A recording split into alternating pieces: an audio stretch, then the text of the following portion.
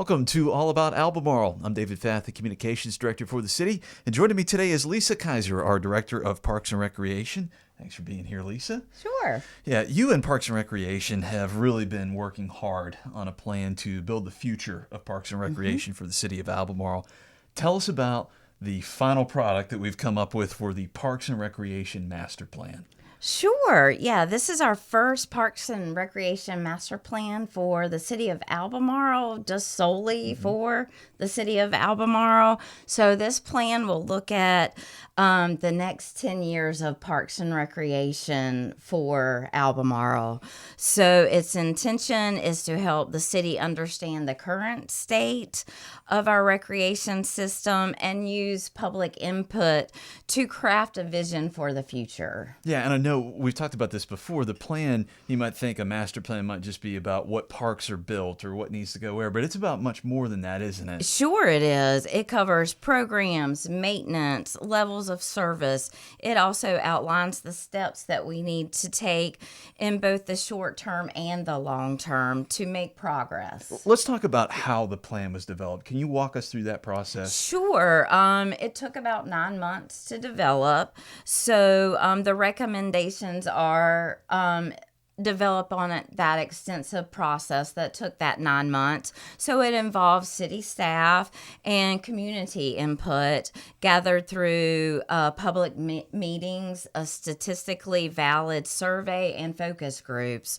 We also looked at demographic data as well as national trends. Yeah, you could see the amount of participation. People really wanted to give their feedback. I think we saw more than 700 people at a downtown event. We had the fall festival, the trick-or-treat event, where you had the picture boards up for things you'd like to see in the parks. People got to put dots on the things they wanted, and it was clear that was a really big line for people to give their input there. And then at Food Truck Friday, too, a lot of people were at that event. Sure, yeah. And then the survey, we received 300 surveys back, and those were selected throughout the city. Yeah, so it was demographics that made sure that you had representation of all people across the city to make sure that we had good feedback on that. So a great process on developing our plan. Let's talk about the results now. What were some of the top areas that people wanted to see investment in Parks and Recreation? Sure. So the top investment areas were trails and greenways, a splash pad, outdoor fitness equipment, and an outdoor education center. Yeah, all sound like great ideas.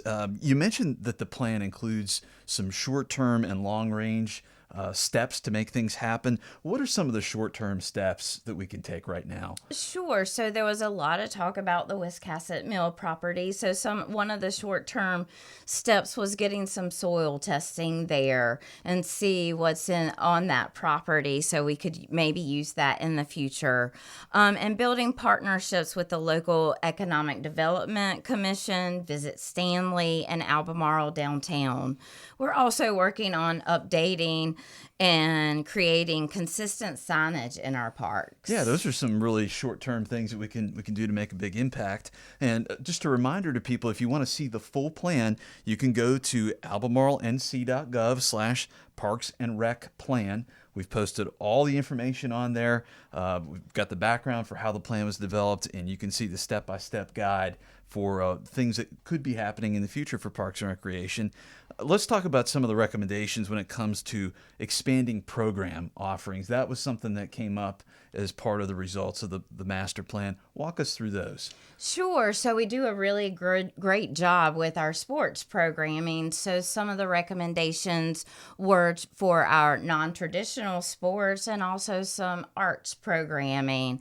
So some of the non-traditional sports that we're looking at are like archery, which we already offer, but maybe expanding that, dodgeball and kickball. And then we're exploring new arts programs and expanding partnerships to broaden those offerings. Yeah, you mentioned the archery. You always see a good list of people who want to get their kids in that program. That's always popular at Rock Creek Park. Sure, yes. Good idea to kind of keep that momentum going. One of the benefits of having this Parks and Recreation Master Plan is the opportunity for enhanced funding. Can you talk a little bit about that? Sure. A lot of grant programs want you to have a master plan. So you have that roadmap where you're looking towards the future. You're having that community input, that you're gauging community with what they want for their recreation. So grant opportunities to get those funding helps, and a master plan is really key to that. Yeah, and that's going to be important because you can't do it all by yourself. No. It's great to have someone else who's able to support your efforts there. One more thing before we go. Tell us about a new opportunity you're planning in the future here for people to show their love and support for Albemarle Parks and Recreation. Sure. One of our short-term goals in the plan was to create a Friends of the Park nonprofit over the next 12 months. So stay tuned for how maybe you can get involved and support our parks. If you're a park lover and you want to be involved in that nonprofit. Yeah, that sounds like a great idea. Lisa, always appreciate you sharing what's happening in Parks and Recreation. And again, if you want to see the Parks and Recreation Master Plan, you can go to albemarlenc.gov/Parks and Rec Plan. Before we go, a quick reminder, this Saturday at Don Montgomery Park, Albemarle's Uwharrie Wampus Cats baseball team will host their annual Hometown Heroes Night. That's going to include police, firefighters, EMTs, nurses, and teachers. They all get in for free by showing their ID badge at the gate. The game is at 7 p.m. Learn more at wampuscatsbaseball.com.